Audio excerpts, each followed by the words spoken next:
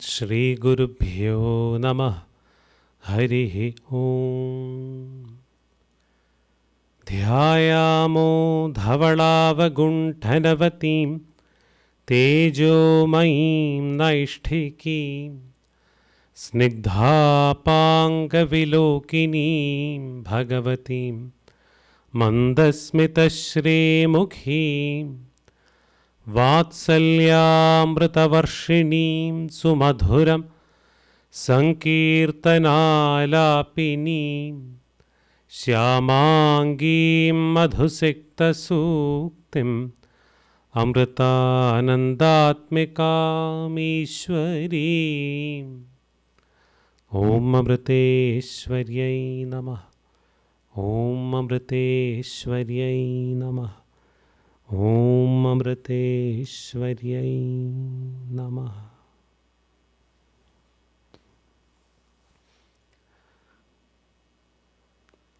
Om Amriteshwaryai Namah. Let us continue with the 28th verse of Bhaja Govindam this week. So far, we have gone over the 27 verses. Let's quickly do a recap of all that we have discussed, discussing the gist of every verse that we have discussed so far. Verse 1 is about the grammar and technicality of life that we have assigned to it, making it all complicated. Try to go beyond that. Develop devotion, the attitude of surrender. Second verse is about greed to accumulate more and more wealth. Rather, think of dharma and get over the urge to accumulate more and more. The third verse is about avoiding unnecessary fixation on or importance that we give to the physical appearance. The fourth one is about unpredictability of life and to be prepared for all the surprises life would have for us. Fifth one is about how we would have following, we would have support of people as long as we have wealth and we have abilities. As that depreciates, slowly would the following depreciate. The sixth one, as long as the body has breath, has life, people would consider us. Then it is natural that people will forget about us. The seventh verse is about various phases of life where we are obsessed with different things: childhood, young age, old age. Never do we have time to actually focus on what we need to focus on: the unchanging truth, the divine, the supreme. The eighth verse is about finally considering all the relationships and the unpredictability and impermanence, the nature of them being. So now raise the question, who am I? Try to actually understand who am I irrespective of all of these. The ninth question, now that we are in the quest of understanding who am I, start with right company. When we start with right company, that will help us overcome attachments, that will help us get over delusions, that delusional state that we are in. That way the truth, the unchanging truth, is revealed to us. The 10th verse is about how all that we hold significant in one part of one phase of life eventually becomes insignificant at a later phase. So try to understand this very impermanent nature of everything as we deal with them rather than later. The 11th verse is about, now that we understand the impermanent nature of things, then why take pride in all that we own, the people that we have for support, the wealth that we own, the youthfulness, the abilities that we have, all of them are impermanent. Then why take pride in them? The 12th verse is about how life gives us experiences dual in nature. Let us not get carried away by the emotions of each of these experiences, good or bad.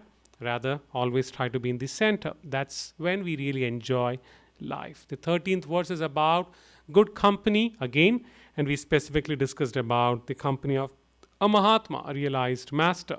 That is what will take us across the ocean of transmigration, the ocean of samsara. The 14th verse was about how when we try to grow spiritually, it's not about outward growth, how we dress, how we try to conduct ourselves. Rather, the change needs to happen within, and that organically reflects outwardly. The 15th and 16th verses remind us about desires, how we hold on to it tight in spite of other things, wealth, people, abilities, youthfulness, all depreciating. Still, we hold on to desires as tightly as we could. So let go of it. 17th verse is about austerities and rituals, how they help us in our initial stage, but we don't have to hold on to them throughout. We need to outgrow, like how we graduate from a school. Don't hold on to school or ever sit in a school. Rather, graduate and apply it in life. The 18th verse is about dispassion, one who has dispassion, one who has the attitude of detachment, whatever situation we are in, conducive or otherwise, we would ever be comfortable and happy and joyful. The 19th verse, one who fixes one's mind on the divine would only rejoice, and rejoice, whatever be the situation one is put in. The 20th verse is about imbibing the principles of various things that we deal with as part of spiritual growth, as part of spiritual practices, dealing with the spiritual pilgrimage, the sacred places like River Ganga. Try to imbibe the principles that it represents. Try to imbibe the principles of the teachings of Bhagavad Gita. Try to develop devotion, etc. That's what the 20th verse was reminding us. The 21st verse is about the vicious cycle of birth and death. We are stuck in that as long as we have attachments and desires, because of which we have to be born again and again and again and again. So get over that. 22nd verse is about true yogi. True yogi is one who takes minimum, gives back maximum to the world. And it's very difficult to comprehend the nature of a yogi. The 23rd verse, again the question arises of who am I? 23rd, 24th, 25 and 26 is on the premise of the question, who am I? Try to realize who am I, irrespective of things I own, people I have. 24th and 25th talk about realizing the oneness in everything. What is in me, the divine in me, is in everything, and maintain the attitude of an equipoised mind. 26th verse is about letting go of negativities. That's how we can see the me in everything, the everything in me. That way we become knowledgeable of the true self that we are. And 27th verse that we discussed the last week was about Bahiranga Sadhana, the outward, the external sadhana, spiritual practice. 4 things: try to chant and imbibe the principles of Gita and the 1,000 names. Ever have our mind fixed on the divine.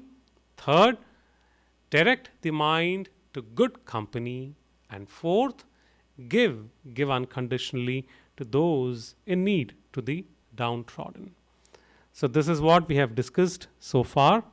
We'll move on to the 28th verse. Today's verse is focused more on meaningful life and death. So thinking of death, and at the same time to remind ourselves of death, which is indispensable in our life, and to lead meaningful life. So the 28th verse goes as Sukhatah kriyate kama bhoga paschad anta sharire roga yadyapi loke maranam sharanam tadapina munchati papacharanam. So let's first look into the pronunciation word by word. I'll try to pronounce each term. Please respond after me twice. Sukhata, K-H, Kha. Sukhata, Sukhata, Sukhata. Kriyate, Kriyate, kriyate. Kama bhoga. BH, so bha. BHO, bho. Kama bhoga. Kama bhoga. Kama bhoga. Sukhatah kriyate kama bhoga. Next is paschat. Paschat. Paschat. S with the mark on the top. So sh, flat tongue and sh. Paschat. Paschat. Paschat. Anta. Anta. Anta. So paschadanta. Together it would be like that. Paschadanta. Paschadanta. Paschadanta. Sharire. Sharire. Sharire. Roga. Roga. Roga.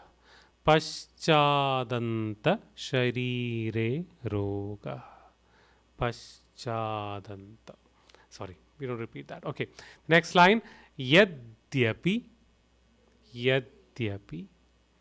Yadyapi. Loke. Loke. Loke. Maranam. N with the dot on the bottom. So rolling your tongue up. Na. Maranam. Maranam. Maranam. Sharanam. S with the mark on the top. So flat S. N with the dot in the bottom. Rolling your tongue up. Na. Sharanam. Sharanam. Sharanam.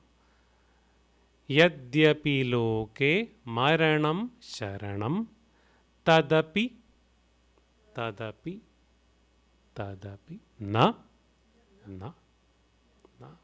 Munchati. Munchati. Munchati. There are two words, papa acharanam. Together would be papa charanam. Papa charanam. Papa charanam. Tadapi na munchati papa charanam. Tadapi na munchati papa charanam. Okay, so the verse is Sukhatah kriyate kama bhoga paschadanta sharire roga yadyapi loke maranam sharanam tadapi na munchati papa charanam. So let's chant it in tune twice. The first time please join me if you're familiar, else join me the second time. Sukhatah kriyate kama bhoga paschadanta sharire roga yadyapi loke maranam sharanam tadapi na munchati papa charanam. Once more. Sukhatah kriyate kama bhoga paschadanta sharire roga yadyapi loke maranam sharanam tadapi na munchati papa charanam. So it is said, Sukhatah. Sukha, well-being, happy, being in a pleasurable situation. Sukhatah, for the sake of happiness. Kriyate, one does or one indulges in. Kama bhoga. Kama, desires that satisfy the senses. Bhoga, materialistic pleasure. So, one indulges in materialistic pleasure, assuming we will become happy that way for the sake of happiness. Paschat, thereafter, anta, in the very end. Sharire, in the sharira, body. Sharire is the seventh row in the table. In the body. Roga, disease, disability. Eventually, the body will start deteriorating. Yadyapi, yadyapi is like even when, loke, in the world, maranam, death, sharanam is the final refuge or the final destination. So though we live in this world,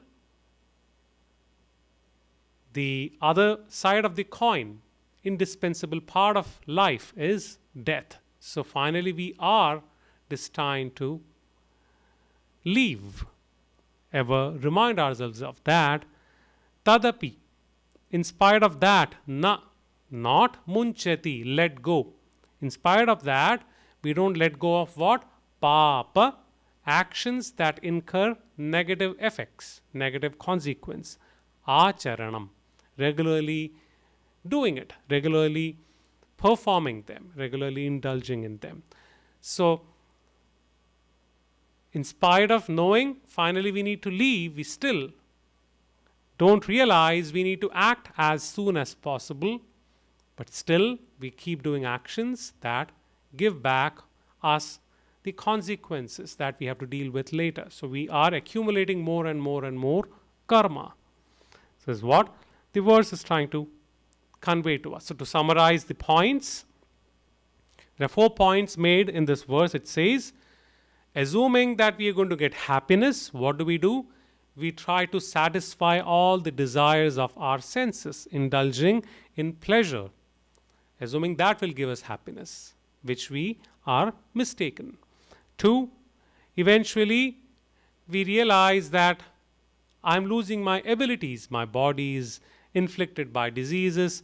All my abilities, so-called abilities, are all gone. And 3rd, as we live, we need to remind ourselves, or we need to be aware that very part and parcel of life is end of life. Forgetting that, the 4th point it says, forgetting that we still indulge in actions that give us negative consequences, which we will have to deal with again. So taking more and more births so as to compensate for them. So we indulge. So as we indulge in action, let us be aware that we shouldn't be incurring more and more karma, more and more papa. So overall, the verse is about life, leading a meaningful life, at the same time reminding us of the indispensable aspect of life, which is death.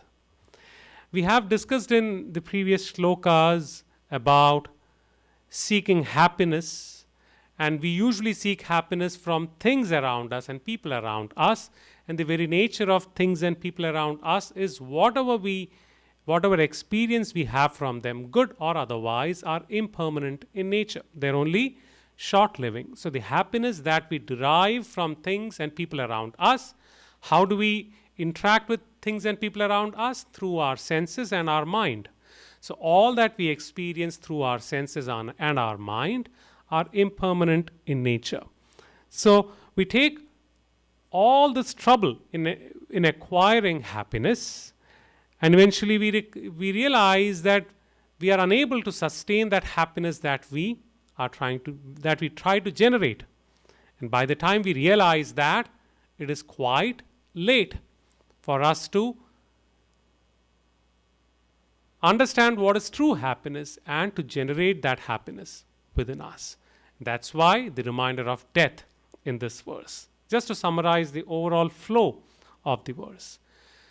To talk about happiness, I just thought we can summarize all that we discussed in the various previous verses with happiness and try to summarize them in terms of the misconceptions that we have about happiness.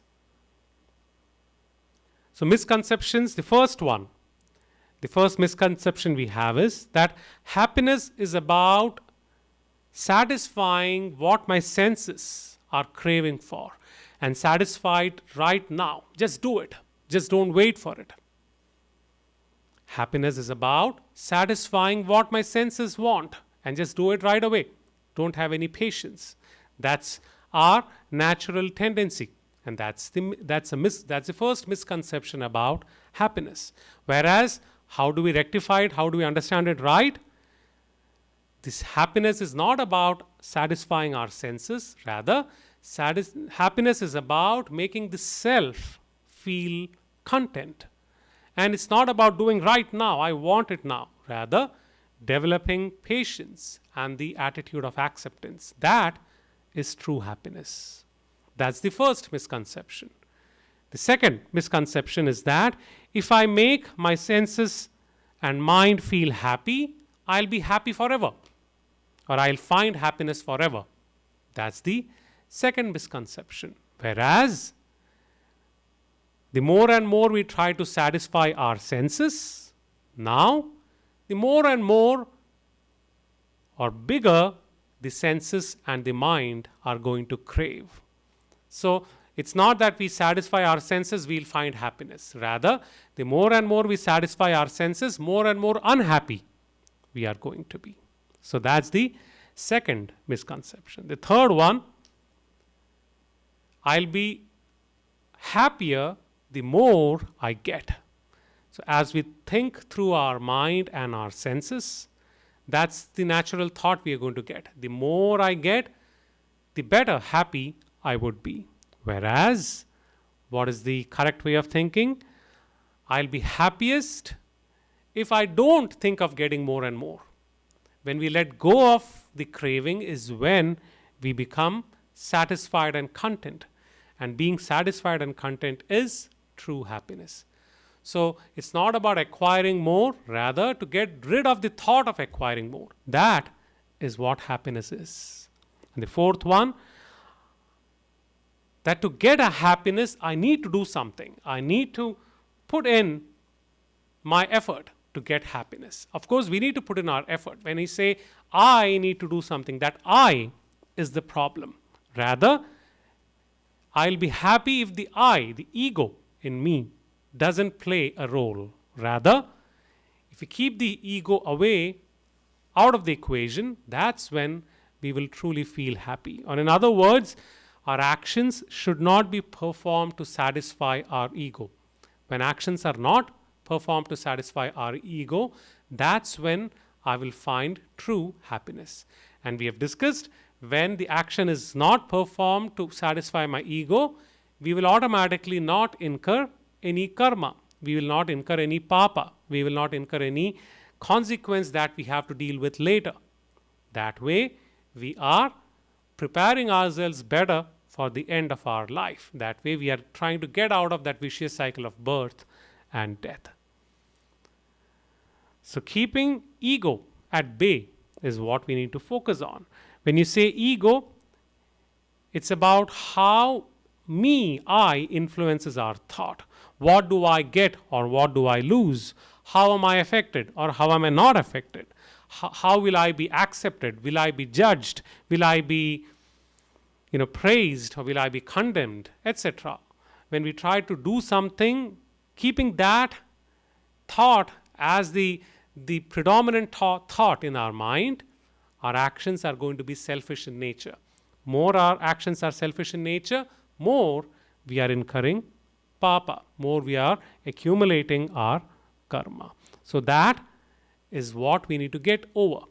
The 38th verse of Bhagavad Gita chapter 2, when we were discussing chapter 2, we were discussing how Lord Krishna says, Sukha dukkhe same kritva labha labhau jaya jayau tato yuddhaya yujyasva naivam papam avapsyasi.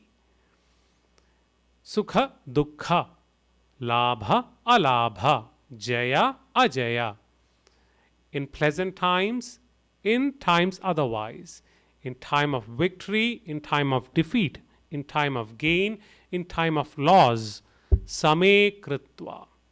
To be equipoised minded. When can be equipoised minded in these varying experiences? When we are not thinking from my I point of view, when we are not thinking from my ego's point of view.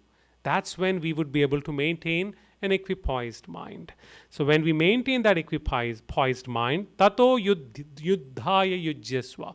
When you maintain your equipoised mind and then fight, in this case, Arjuna is a warrior, so Lord Krishna is talking about fight. We can generalize that as when we maintain that mind and participate in our dharma, the responsibilities and duties that we have in this world, those actions, naivam papam avapsisi, those actions don't incur any papa. They don't incur any consequence that we have to deal with later.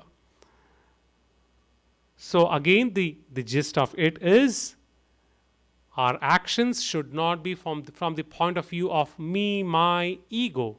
Rather, it should be from the point of view of what the dharma is, what is the right thing to do. Just from that point of view do you do action. We will not add to the karma that we'll have to deal with later, either in this life or eventual lives. So happiness and ego just don't go hand in hand. So we need to lead a meaningful life so as to be happy. And that is what will help us in the very end part of our life too. Amma says there are only two things that is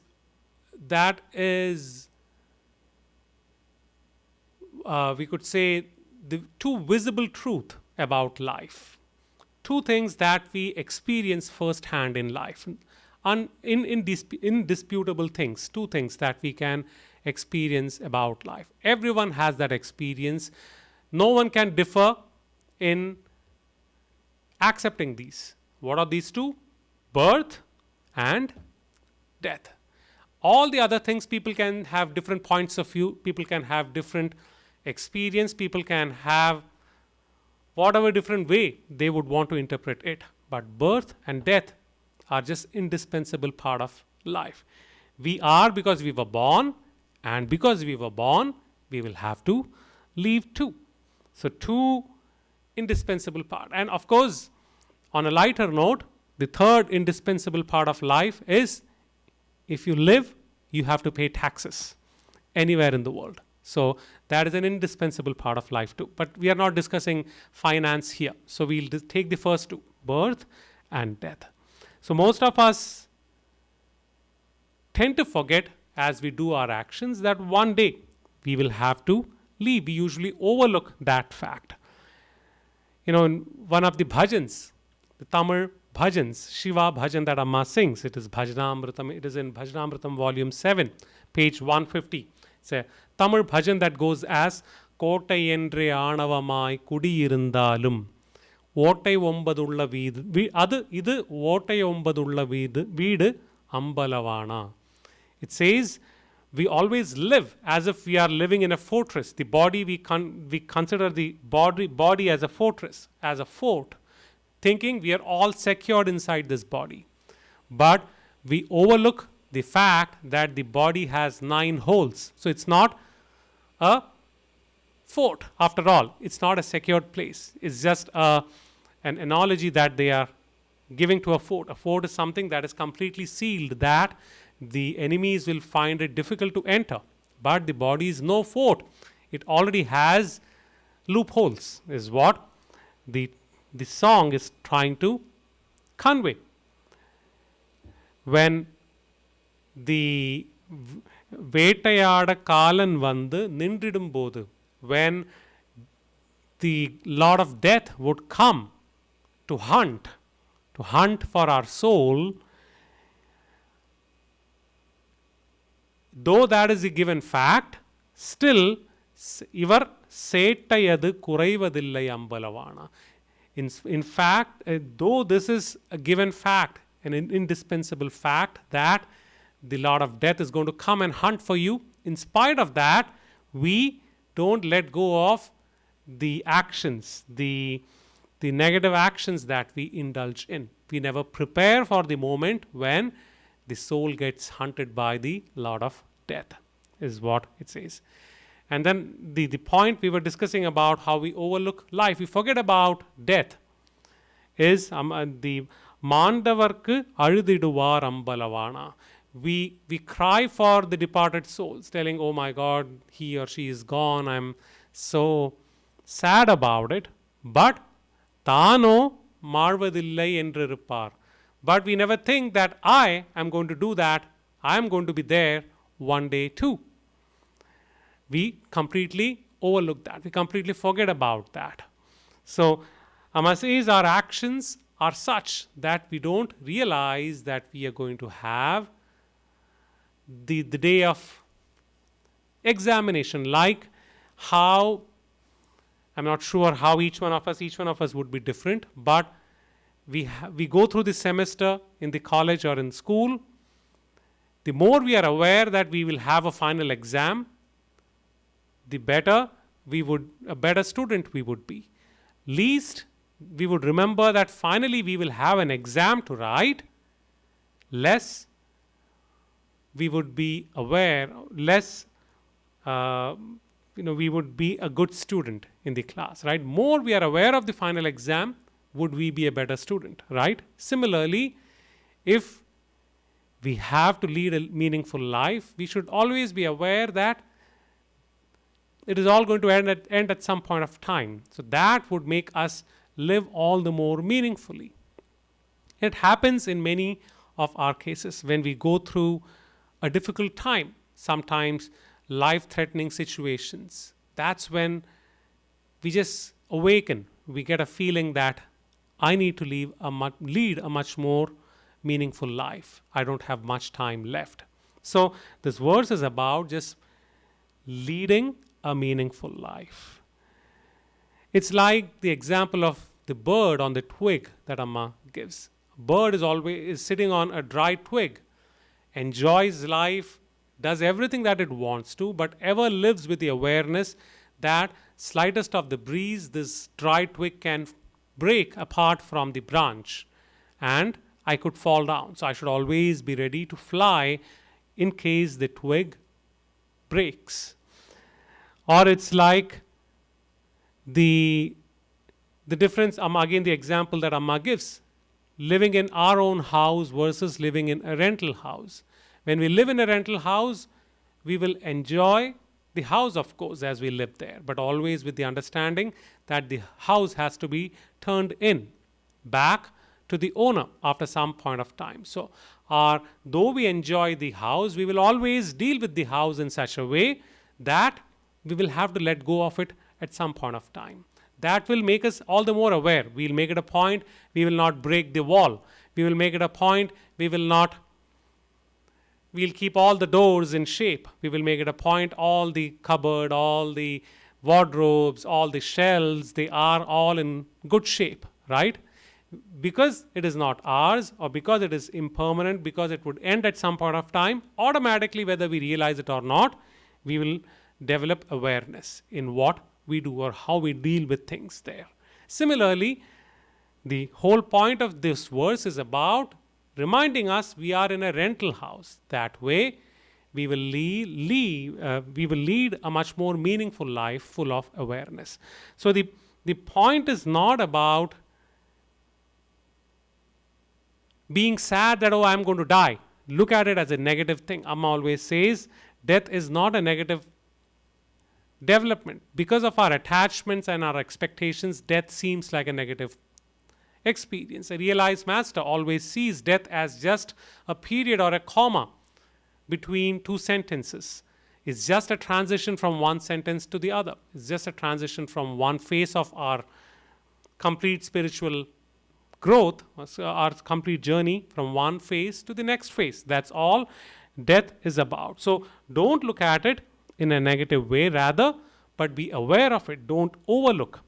That is the whole point. So it's not about being negative, being sad that, oh my God, death is coming, death is coming, death is coming. Rather, lead a meaningful life because of the impermanent nature. At any time, we would have a pop quiz to attend. So be prepared for that. Talking about death, we have so many inspiring characters from all the various epics, Puranas in the Indian tradition, like Hanuman, we have Vibhishana, we have Parashurama, we have many other characters. I think they're known as the Sapta Chiranjeevis. Chiranjeevi, Chiram, ever. Jeevi, a living being. So a living being who lives forever. So these are various characters who have gotten the boon of immortality because of their dharmic living, their dharmic attitude throughout their life. So they have had the boon of living forever. So it is in a positive note that, when we do dharma, we become chiranjeevi, we become immortal. But as a matter of fact, when we look at being a chiranjeevi, it basically means you get blessed such that you associate with the soul and not with the body. Because you associate with the soul, you have no death, because the soul never dies. When you, on the normal terms, the normal mortal beings that we are associated with the body. And because we are associated with the body, we will have death, because the body has to perish at some point of time. So being chiranjeevi is basically to associate with the soul. But why I brought this example of being chiranjeevi is there is one other interesting character in Mahabharata, as a matter of fact, who also had the status of being a chiranjeevi. But it was not a boon, rather it was a curse to be chiranjeevi, to be immortal. So this character called Ashwathama. Ashwathama is the son of Drona. He is the son of the preceptor, the teacher of Pandavas and the Kauravas, who taught the Pandavas and the Kauravas warfare and spiritual principles. So he was the Pandavas and the Kauravas guru, Dronacharya. He was their acharya. And Ashwathama was very abled in warfare and many other aspects of life, and he was a very capable son of Drona. So Drona was very attached to his son. So as part of Mahabharata, Drona and his son Ashwathama, they decided to side with the Kauravas, because they pledged that we will side with whoever is ruling the country now. Whoever is ruling the kingdom, we will be on their side. So they are on the Kaurava side. So unfortunately, though they were very abled and noble men, they were on the wrong side. So now Drona had to be defeated so as to win the Mahabharata war. And he was one big hurdle. He was so capable because he is the one who has taught Pandavas and the Kauravas how to fight. So he would have an answer for all the wits that the Pandavas and the Kauravas would know as part of warfare. So Drona could never be defeated. So what does Krishna tell the Pandavas? He gives them an idea, telling it's the dharma of the warrior to think of the soft points, not soft points, the delicate points, or the, what do you say when you box? You say you hit on there. There, what point? Delicate point. No. I hope you understand the point. Yeah, so whatever their shortcoming is, so target their shortcoming. And what was Drona's shortcoming? The attachment towards his son. So because he's attached to his son, Krishna says, use a technique that we could capitalize on that. And Krishna suggests to Bhima, who's very strong, to kill one of the elephants who is part of the Kaurava team, whose name was Ashwathama, and then declare openly that I killed Ashwathama. And Bhima does that.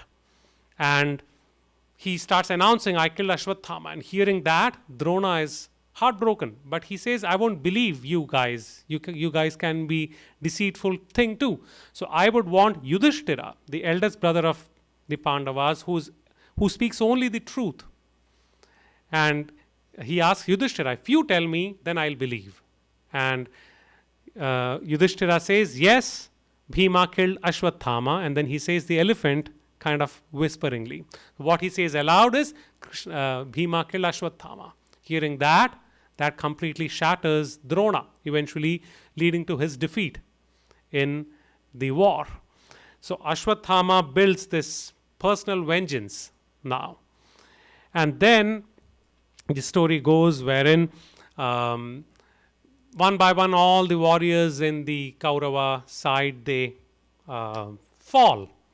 And then there are only few left now. Duryodhana was one of the last ones, and Duryodhana is finally defeated by Bhima in the warfare with their Gadha. Gadha is more like a mace.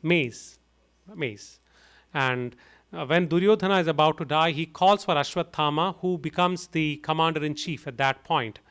And he tells him, go and kill the Pandavas in whatever way you could. And like I had mentioned during the Bhagavad Gita discussion, even though it was a war, it was fought with dharma, because for warfare too there were a lot of rules. You cannot attack your enemy without announcing, without warning them.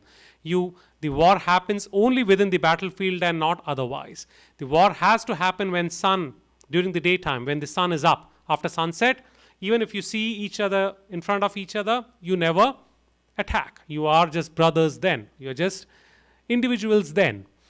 So Ashwathama defies all these. He goes to the Pandava camp at night and kills a lot of able warriors who were asleep, who were unprepared for an attack. And Pandavas were missing. They were not in the tent then, the camp then. And so he makes it a point to kill all the able warriors and many of the offsprings of Pandavas, their children, grandchildren, etc. And that way he incurred a lot of karma that he has to deal with.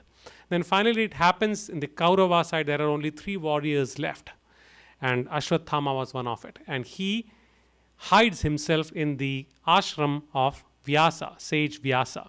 He goes to Vyasa's hermitage and he hides himself there. And all the Pandavas come there, call him out. They call him out for facing them, because they have to fight the war righteously. And Ashwathama then decides to attack them with Brahmastra. Brahmastra is one of the most powerful and deadly weapon to use. It's more like a nuclear missile. Let's understand it that way, which will create complete destruction. And Arjuna was also equipped with Brahmastra. So Arjuna decides, I'm going to defend ourselves by shooting another Brahmastra against that. So he is countering the nuclear attack with another nuclear attack. So now Vyasa realizes this will create complete destruction. So he commands both of them to pull their missiles back. And Arjuna rightfully does that, agreeing to Vyasa, and he was capable of doing that. But Ashwathama, though he shot it, he didn't know how to retract the shot missile. And now he says, I cannot do it. So instead, what does he do? He redirects the missile towards the womb of Arjuna's daughter-in-law, who was carrying Krishna's grandson, Arjuna's grandson. Parikshit would be the progeny, would be the next generation. And his idea was to destroy Pandavas whatever way possible, destroy their offsprings. That way the lineage wouldn't continue. And this was so adharmic. Again, a woman who was completely unprepared, woman who was pregnant, and he's sending the deadliest weapon towards her. And Krishna intervenes and he nullifies the missile. And in that rage of the adharma, that he already killed so many warriors at night in their camp, without announcing, without them being prepared, and then attacking a woman and the embryo, Krishna curses him, telling, I curse you to be mortal. So usually you say, I give you a boon to be mortal. Rather, he says, I curse you to be mortal. You will live till the end of time. You will live forever. But you live a pitiable life. You live a life of regret. You will live a life of regretting and facing the consequence of all the attachments that you had, for all the selfish thoughts and selfish actions that you have performed. May you repent for all that throughout your life. So death, not having death, can also be negative. So death is not always negative. In his case, it would have been a boon for him to die. Rather, Krishna said, I'll curse you that you be mortal. So my point here was, let us not look at death in a negative way. Rather, understand that death is part and parcel of life, whether we like it or not. Understand its nature. Given that that is going to happen, how can I lead a meaningful life so that I'm prepared for that moment as at the best that I could be at? So that is how we need to lead life. And when we lead life like that, automatically we will find happiness. So that kind of summarizes, or that kind of covers all that this particular verse is trying to teach us. And as far as death is concerned, the chapter 8 of Bhagavad Gita discusses about death. The 5th and the 6th verses of Bhagavad Gita. The 5th verse goes as Antakale cha mameva smaran muktva kalevaram yah prayati samadbhavam yati nastyatra samshayah. Lord Krishna says, Antakale cha mameva smaran muktva kalevaram. One who thinks of me, one who beholds my thoughts in the very end moment, when one leaves the body, what happens? Yah prayati samadbhavam. One who does that, prayati samadbhavam. He comes towards me. He comes towards my state. Nastyatra samshaya. There is no doubt about it. So when the very last moment, we are supposed to behold that thought. When we do that, of course, what we are going towards thereafter is going to be a higher state that we would go towards. And it continues the next verse. It says, but how do we behold that thought in that last moment? It can't just happen like that. It says, yam yam vapi smaran bhavam tyajantyante kalevaram tam tamaiveti kaunteya sada tad bhava bhavitah. Lord Krishna says, yam yam vapi smaran bhavam. All that you would have in your mind while you relinquish your body, tam tamaiveti kaunteya. That is what you would achieve, or that is what you would become. But to think of such a thing, what does he say? Sada tad bhava bhavitah. You should always behold those thoughts in your mind when you live. Only when you behold those thoughts in your mind throughout your life will it become a natural thing for you to do at the time of death. So, to have a meaningful death, we should have a meaningful life. Because what we do becomes our habit, and our habit becomes our character, and our character becomes the very nature of ours. Amma mentions that in Awakened Children. Our actions become our habit molds our character, and that our character becomes our nature over a period of time. So it would be natural that when I die, I would do things that would take me to a higher level, towards the divine. We have discussed the example of Ajamila in the Bhagavatam, how though he was very selfish businessman, in the final moment he called out Narayana, actually calling out his son. But because he called Narayana in the last moment, the messengers of Lord Vishnu come and take him to Vishnu Loka, to heavens. But then another businessman, Amma gives this example always. Amma shares this story. How hearing this story, he names all his children Rama, Krishna, Narayana, Govinda. And he is again very selfish as he does his business. But in the last moment, as he dies, he calls out to his children, Rama, Krishna, Govinda, Narayana, assuming, oh, Lord Vishnu's messengers would come. But instead, his sons come, hearing him call out to them. And when he sees all of them coming, standing by him, he shouts at them, telling, oh, hey, fools, who will take care of our business of all four of you standing here? And he passes away. So he passes away calling out to fools. So what would he become the next birth? We can very well guess. So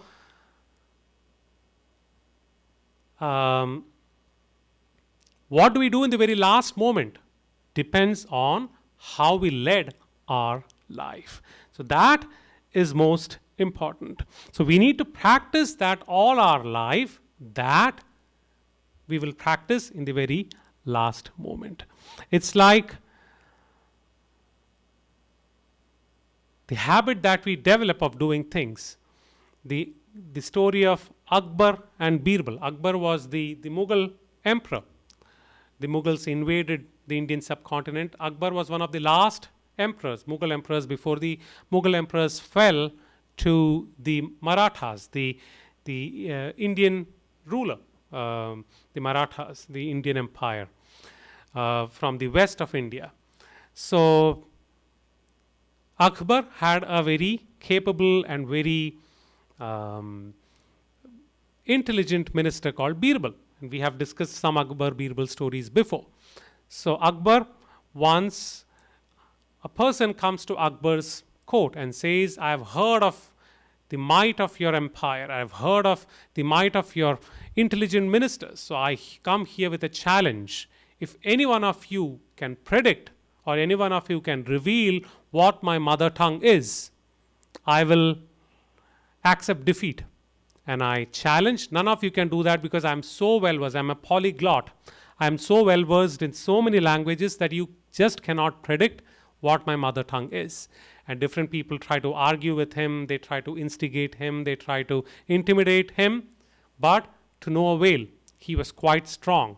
And finally, Birbal's turn comes. He says, oh, I'm not able to do it. Can you please give me a day more? I'll try tomorrow. And he says, look at this. Even Birbal is giving up on me. Anyway, he's asking for a day more. Let me see what he can do tomorrow. And then he comes back the next day. And the guy is ready for the argument. He's ready for the debate or whatever is going to happen. He says, start. And Birbal says, even before I start, I'll just tell what your mother tongue is. Such and such is your mother tongue. And he's completely taken aback by Birbal. He's like, how did you know what my mother tongue is? And Birbal says, for that, I had to first have you asleep. So I got into your chambers when you were sleeping last night. And as you were sleeping, I just took a feather and kind of poked it into your ears. And what happens? We naturally speak what the habits that we have built. And it would naturally come in our mother tongue. And I heard you shout in this particular language and again fall asleep. So I made it. I totally understood what your language is. And this is how I found out. Very simple solution. Birbal was always known for finding problems, for solution for big problems, finding simple solutions for big problems and resolving them. And again, the story is just reflecting on the habits that we build. How much ever, we are prepared for situations.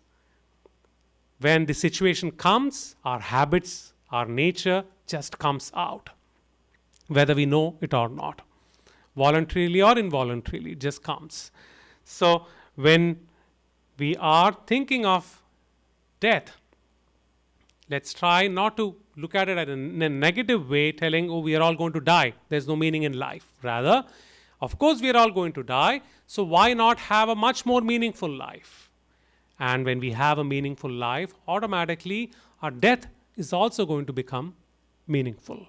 And that's exactly what this verse is trying to convey to us. That Sukhatah kriyate kama bhoga. Rather than trying to just satisfying your senses and your mind, try to understand that at some point of time, all these senses, they're all going to degenerate. They're all going to go. One indispensable part of life is death. Be prepared of that. That way, do actions that don't incur papa, that does actions that don't incur consequences that we will have to deal with later.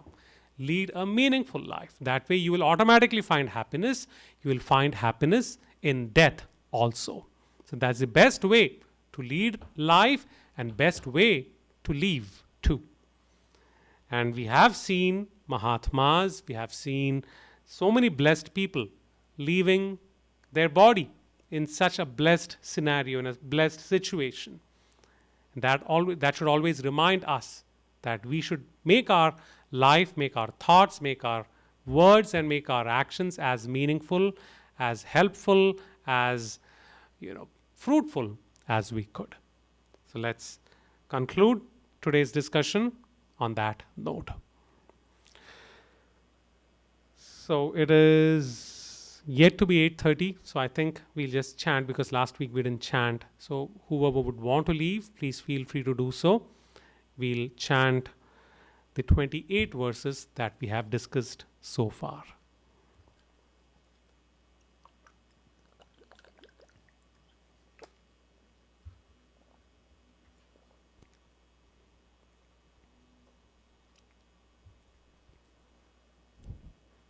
Let's chant together.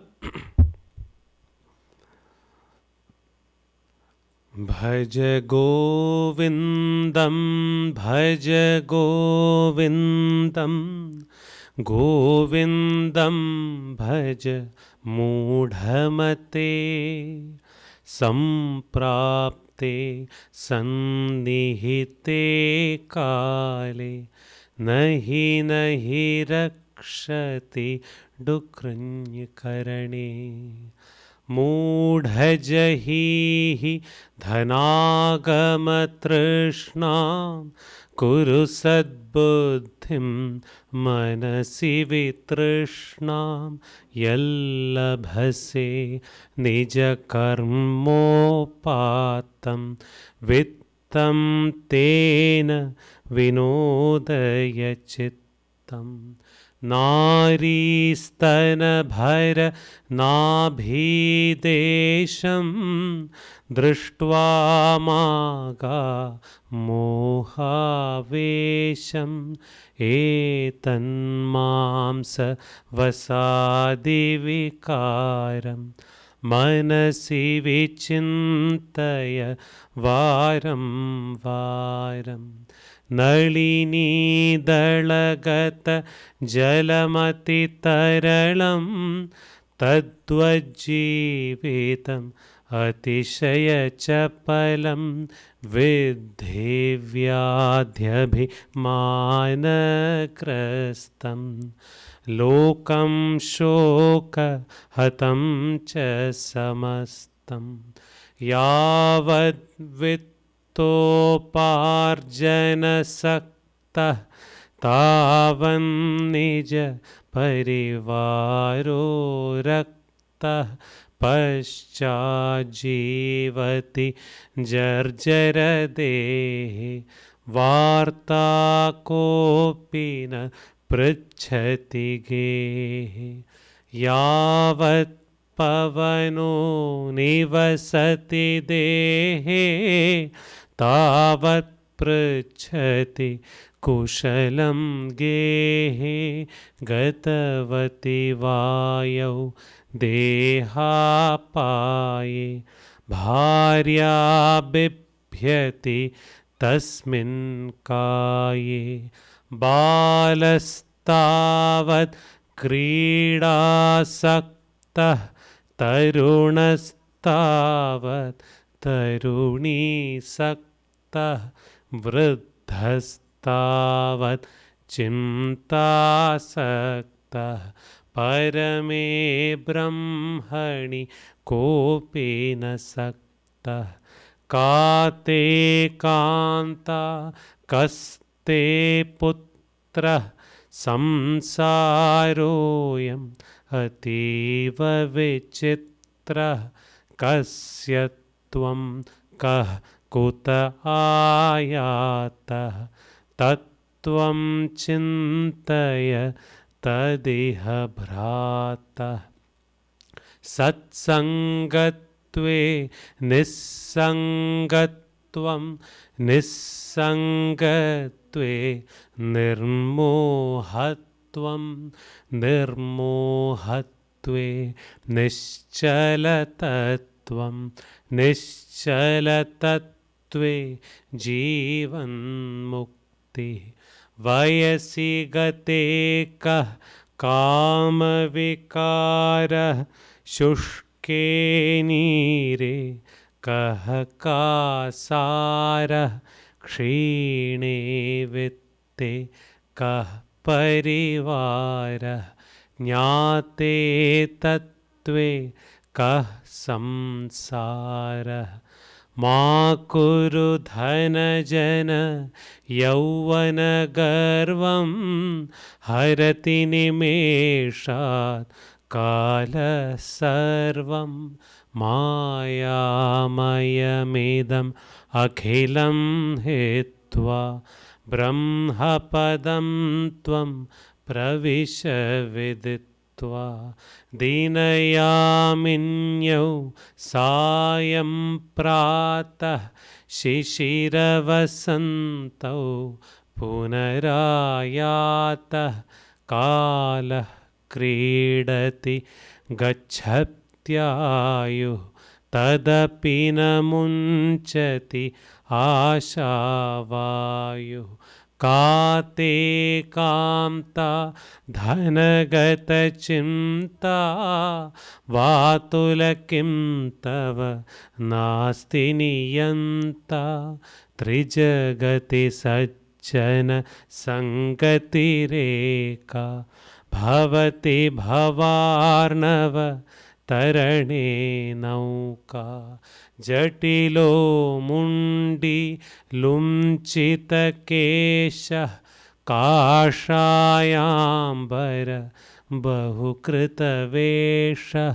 पश्यन्नपि च न पश्यति मूढः उदरनिमित्तं बहुकृतवेषः अङ्गं गलितं पलितं मुण्डं दशनविहीनं जातं तुण्डं वृद्धो याति गृहीत्वा दण्डं तदपि न मुञ्चति आशापिण्डम् अग्रे वह्निः पृष्ठे भानुः रात्रौ चुबुक समर्पितजानुः करतलभिक्षस्तरुतलवासः तदपि न मुञ्चति आशापाशः कुरुते गङ्गासागरगमनं व्रतपरिपालनम् अथवा दानं ज्ञानविहीनः सर्वमतेन भजते न मुक्तिं जन्मशतेन सुरमन्दिरतरुमूलनिवासः शय्याभूतलम् अजिनं वासः सर्वपरिग्रह भोगत्यागः कस्य सुखं न करोति विरागः योगरतो वा भोगरतो वा संगरतो वा संगविहीनः यस्य ब्रह्मणि रमते चित्तं नन्दति नन्दति नन्दत्येव भगवद्गीता किञ्चिदधीता गङ्गाजललव कर्णिका पीता सकृदपीन मुरारिसमर्चा क्रियते तस्य यमेन न चर्चा पुनरपि जननं पुनरपि मरणं पुनरपि जननी जठरे शयनम् इह संसारे बहुदुस्तारे कृपया पारे पाहि मुरारे रथ्याचर्पट विरचितकण्ठः पुण्य विवर्जितपन्थः योगी योग नियोजितचित्तः रमते बालोन्मत्तवदेव कस्त्वं कोऽहं कुतः आयातः कामे जननी को मे तातः इति परिभावय सर्वमसारं विश्वं त्यक्त्वा स्वप्नविचारं त्वयि मयि चान्यत्रैको विष्णुः व्यर्थः कुप्यसि मय्यः सहिष्णुः भवसमचित्तः सर्वत्र त्वं वाञ्छस्य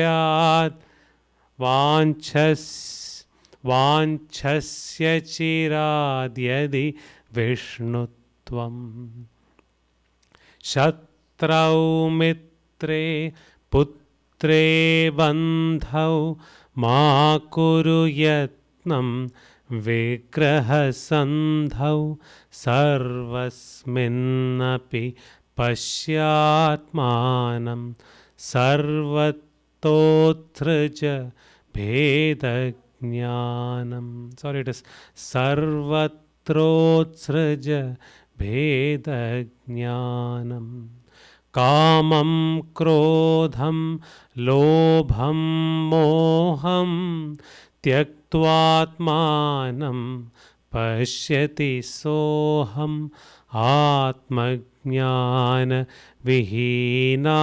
मूढः ते पच्यन्ते नरकनिगूढा गेयं गीता नाम सहस्रं ध्येयं श्रीपति रूपमजस्रं नेयं सज्जन संगे चित्तं देयं दीन जनाय च वित्तं सुखतः क्रियते कामभोगः पश्चादन्त शरीरे रोगः यद्यपि लोके मरणं शरणं तदपि न मुञ्चति पापाचरणम्.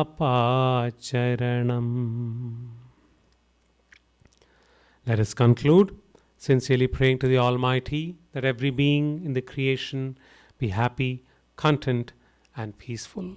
Let us chant the Shanti mantra together 3 times.